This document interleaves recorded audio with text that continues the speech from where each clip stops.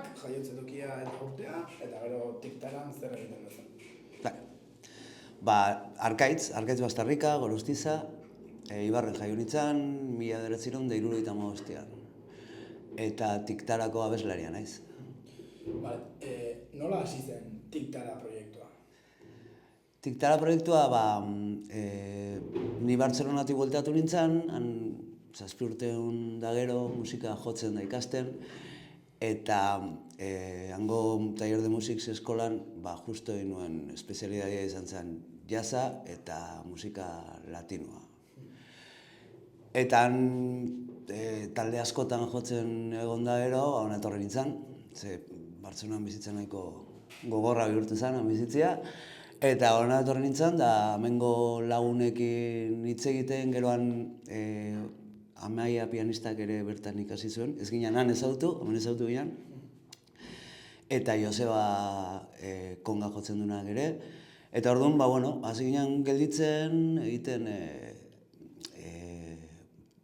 pixkate errepasatzen Kubako eta Hego Amerikak, Hego Amerika ez, musika karibearra pixkat errepasatzen han ikasitagoak, ez, eta praktikan jartzen.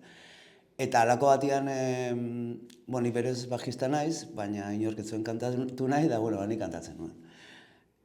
Eta, gero taldea hunditzen juntzan, junginen elkartzen, baina izan zen nola, zerbait egite, arren, ez geneukan, izan proiektua, aurre pentsatua, esaten, hau ingo dugu, berez sortzen juntzan.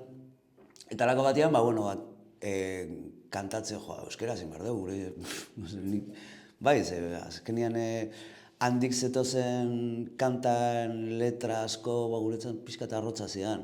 Ulertzen genitun, ulertzen dugu hizkuntza, baina bizitzeko era eta gero kontzeptu batzuk ere guretzat ez ditugu igual sentitzen horrela, ez?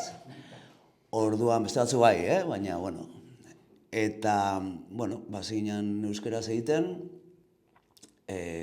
uste, behin jotzen nahi ginala zinintzen improvisatzen euskeraz, musika estilo latinoan bentsat,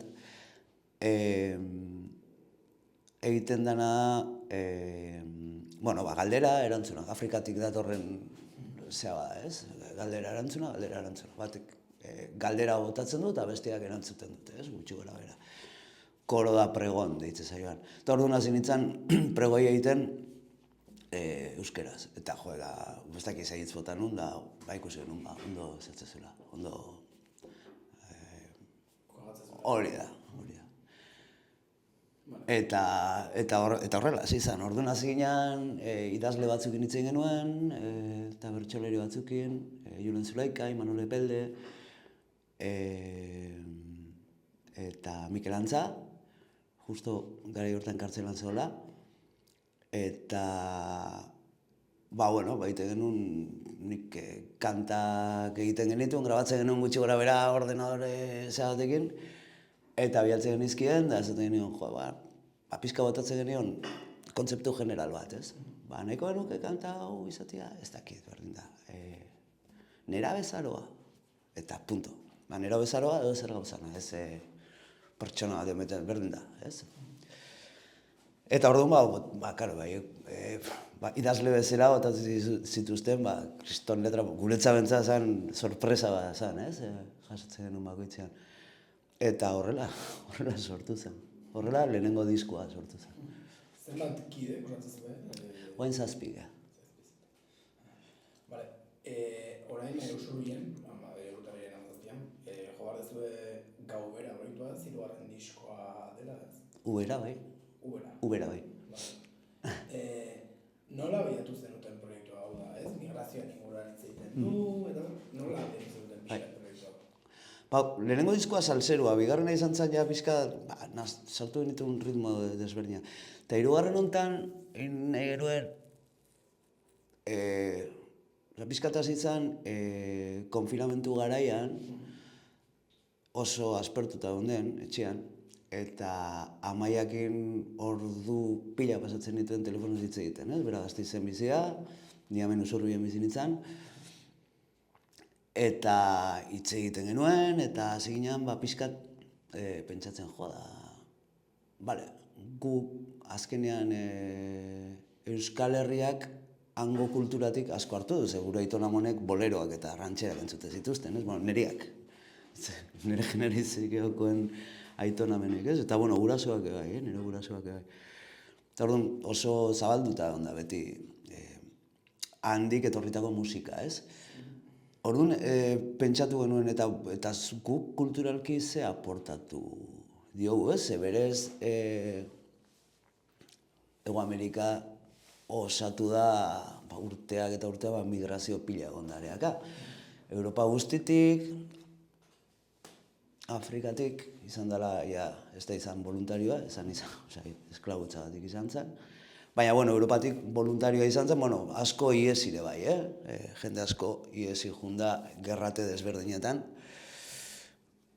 Eta hasieran kolonialismo garaian, juntzean askore gozetetik iesi, eta beste batzuk, egun bezala, pixkate gerrara eta anaberaztea, bestera batea, ez? Gauza, pentsatu genuen guk ere zerbait, euskaldunek aportatuko zutela kulturan, ez? Hain kultura initzean, ez? Eta ziginan pixka bat, ari hori hartu genuen, eta ziginan, investigazio bat egiten. Hitzen genuen unibertsitateko jendeakin, historian adituekin, gero bertako Hego Ameriketako euskaletxeekin ere kontaktuan jarri ginen, beraien aiton, birraiton, amonen historiak bialtzea zeukaten, eta bidali zizkiguten batzuk oso interesgarriak, gero aurkitu genituen personaje batzuk oso kuriosuak, hemendik artistak ere juntzian, parranderoak ere juntzian, orduan, badaude. Eta, horri tiraka, aurkitu genuena izan zen, kuriosa egin zitzaigun Kolonbian Antiokiako inguruan, zenba zen, eguneko 40-60 bainen ez gogoratzen, 40-60ak abizen euskalduna daukatela. Oso fuertia da. Hau da, hemen baino abizen euskaldun gehiago ongo dian, populazioa asko esan diagoa da, milioia dira. Orduan esan genuen, zerbait egon behar da. Orduan, horre, antropologa baten estudioa behiratu genuen, eta esate zuen, hango bambukoa, dela hango folkloreko musika eta dantza bat, bambukoak zerikusia zeukala zortzikoarekin. Jartzen zuen. Bai, tiene mucho que ver con el zortziko vasco. Eta, eta seginan behiratzen, eta, saiatu ginen bambukoa zortzikoan egiten, guretzat ez zeukan zentzurik. Baina, berak esate zuen, porque el baile es grácil, y no sé qué, dantzekin zerikusia. Orduan ere, urbeltzekin elkartu ginen Donostian, eta urbeltze dantza, Eta, hitzen genuen zortzikoari buruz, orduan esan genuen, hemen lan polit badakau. Eta rekopilatu genuen, rekopilatu genituen, historio pila bat, dato asko, Oteizarean egon zen, Kolonbian bizitzen, bere arte prekolombinoan buruko lan egiten, eta zein genuen, nola ez genuen aurkitu genituen aztarnak, baina ez hango musika hemengoan artean, azkenean, munduko musikak beti dauka, folkloreak lotura badauka, eta askotan uste dugu izango dela berdina izango dela, ez da berdina, gauzak deformatzen juten dira, ez? Dana bezala, ez? Orduan, esan genuen, ingo duguna da, batetik eta bestetik hartu, eta saiatu historia kontatu, alde batetik, historia asko genituen, Julen Zulekakin hitzen genuen, eta gelditzen ginen, pixka kontatzen genuen guk aurkitutako gauzeak kontatzen genizkion, eta berak egitezuna da zen, emozionalki zerbait idatzi, ez historia berez. Baizik eta esan zuen, nik pentsatuko pixkate emozioetan, ze ze sentituko zuten han iriste ziranak, o hango esklabuek, hango euskaldun baten esklabuek, adibidez letra bat horri buruz dijoa. Oamendik gerratik alde indako batek, Kubara iritsi, talako batian, esatea, bueno, Kuban nago. Osea, hau da, ez nago Siberian, ez? Gerratik iezin dut. Aldatu, zera aldatzen dut, superatzen aldaketa horrek, eta... Hori da. Vale, hirugarren disko hau, mezu sozial hori ez, edo lanketa hori dauka ez, migrazioaren inguruan, eta aurreko biek ere nola edera bietu zen duten, edo izan da aurrenengoa lanketa hori daukana, aurreko biek ere lanketa hori zuten. Aurreko biek ez, bueno, aurreko biak zian berez lehenengo diskoa Sorrera izena zeukan, eta zen evoluzio bat. Pentsatu genuen esan genuen, zentzu bat emango dugu, ez? Osotasun bat. Eta zen, bueno, Sorreratik, pixkat bukarara, eta hori izan zen. Karo, oso kontzeptuala zen. Hau da, letrak irakurtze dituzu, igual ez dauka, baina, bueno, guk hori genekien eta idatzi zituztena letrak bai, ez? Horretik esan dizu lehen nera bezaroa nao, jaiotza bat, nera bezaroa, pixkat, zera desberdinak. Hori da. Eta bigarren diskoa zan, izan zen libreagoa. Munduko musika egin nahi genuen, eta punto. Eta bai, hitzek ere, beti hitz egiten dute, bueno, hitzek bere barne zea daukate, ez da dantza de segunda puntu, ez dakit, beti gustatu zaigu, bueno, idazleek idaztea, ez.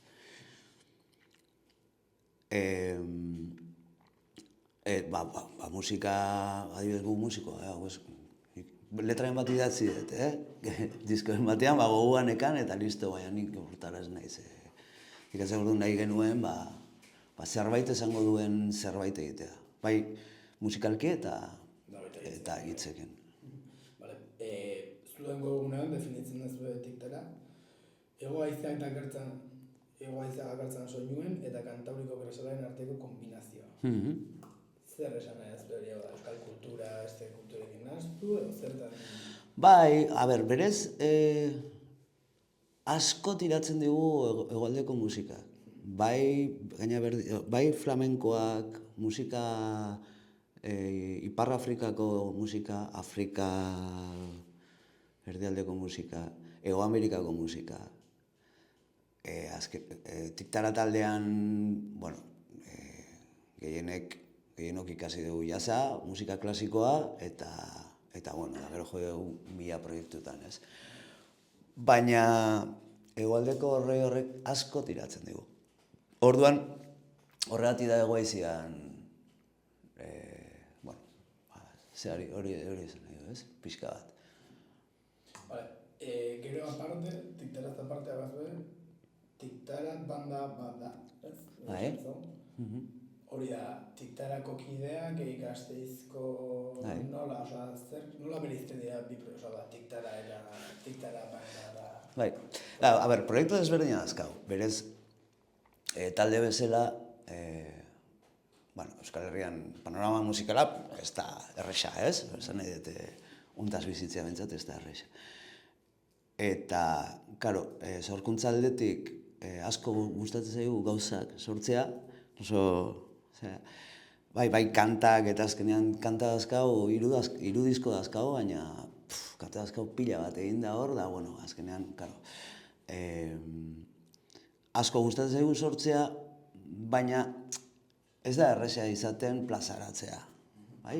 Nahiko, ez da erresa, guretzat bintzat, beste batzuentzat, agian bai, bueno, hauk, eta 14 urte dara mazkigu gontan, talde honekin.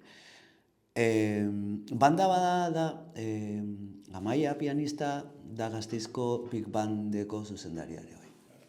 Orduan, bueno, egin proiektu bat Gasteizko Big Bandarekin. Eta non, jo genituen orkesta latino handien erara, egin genituen kanta batzuk, ez? Gogoa geneukan ere, eta egin genituen 3 bideo, 2 kontzertu egin genituen, bat Zumaiako bandakin ere, hau da, Big banda eta Tiktara. Eta gero herriko bandekin ere egin ditu kontzertu batzuk, banda desberdinekin, udal bandekin. Eta gero... Azkenean, zuen musika, zuen estilo horiek ere pixkat banda horiekin nola? Bai, hori moldatu banda ondira, guk 7 bi haize dazkau. Karo, banda batean haize asko daude. Orduan egin duguna izan da, gure kantak moldatu banda. Eta kasu honetan egin genituen kanta berri batzuk. Eta gero dakau, Tiktara guk hemen Usurbion jo dugu, txosnagunean urte batzuk, eta gaina kristonamente hauten da, herri honetan. Igual da salseroagoa eta, bueno, dantzagarriagoa. Azkenean salsa, kumbiak eta, bueno, rumbaren baten jotzen dugu. Eta gero ubera, dala, ja, antzerkia egiten dugu, dantza, pixkat interpretazioa dauka. Hau da, pixkat barrurago, pixkat aretoetan erresago da, kalean egitea baino ubera lana. Aipatu duzu ez, txosnagunetan, aretoetan, nola dago panorama, Euskal Herriko panorama pixka zentzu honetan, aretoak betetzeko bai edo txosna betetzeko bai, nola ikusten duzu? Errexea da gaur egun kontzertuak ematea? Ez. Nola egitera? Ez errexea. Ez. Ez da bat ere errexea. Lan asko egin behar da. A ber, musikariok egin behar ditu kantak sortu, hau da, bueno, kultur aldetik, kanta sortu, hitzak zer, grabatu, gutxienez gure kasuan, ongo dira beste asko, suertea daukatena, o hobeto egiten dutela. Ez dut esan nahi ere, guk oso gaizkiten dugu, eta punto. Oso gaizki dara magu nola egin behar diran gauza. Baina, bueno, tokatzen zaiguna da, sare sozialak eraman, publizitatea egin, egunkarietara deitu, irratietara deitu, eta, bueno, aparte, musika egin ensaiatu horrek da, ordu batzu dira, ez? Ordu asko dira, ez? Eta gero, udaletxatera ditu, teknikariekin hitz egin, dena egitea tokatzen zaigu. Orduan, nola, eta ez da erresa, jende asko da horrela ere, bai. Orduan, ez dakit, eta ez nuke esango estena gutxi dago nik, herri asko geha, estena asko dago, eta kulturan, bueno, tiru pixkate hongo da, ez? Diot nik, ez dakit. Orduan, agian gertatzen dena da, talde bat modan jartzen denean, mundu guztian nahi duela talde horre jotzea, normala bezala. Eta orduan, igual, beste ontzat ez da tokirik, ez dakit. Zer gaiti da, baina, bueno,